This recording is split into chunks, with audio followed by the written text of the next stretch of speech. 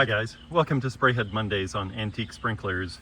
Today we're going to be talking about a Thompson 360 pop-up spray head. It was sort of their low pop in their brass gravity retract spray head line. And I think it was introduced in either the late 50s or early 60s. They have multiple sizes of spray heads, and the first one in the line, gosh, perhaps as early as the 20s or 30s, was their 350, the big 3/4 inch guy that we've featured on here before. But this one is a 1/2 inch inlet sprinkler, and the nozzle that you see in here I think is a 1/2, and it's meant to put out somewhere between 1.5 and 3 gallons a minute depending on the pressure, and the pressure that they want you to run this thing at is fairly low, anywhere from 15 to 30 psi, and that's what we're going to try to do. It's a little hard to fine-tune my setup at those very low pressures, but we'll give it a shot.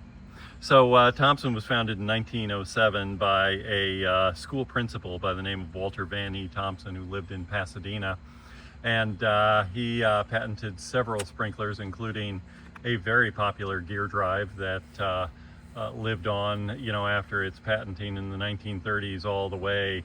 It was still being installed really in the 1990s on golf courses, at least in my area. And in the spray line, they were probably most known for their fixed lawn sprays, and that's really what got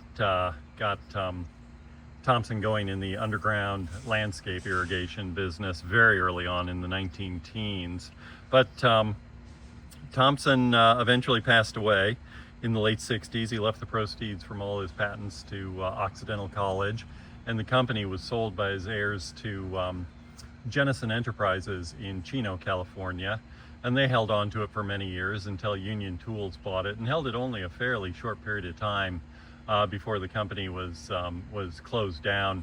And what was left of it was bought by the guy that started Signature, that line of like golf irrigation equipment, and that mixed in some of the L.R. Nelson professional contractor line as well. And then ultimately all that stuff ended up being sold to Weathermatic at some point in the 21st century.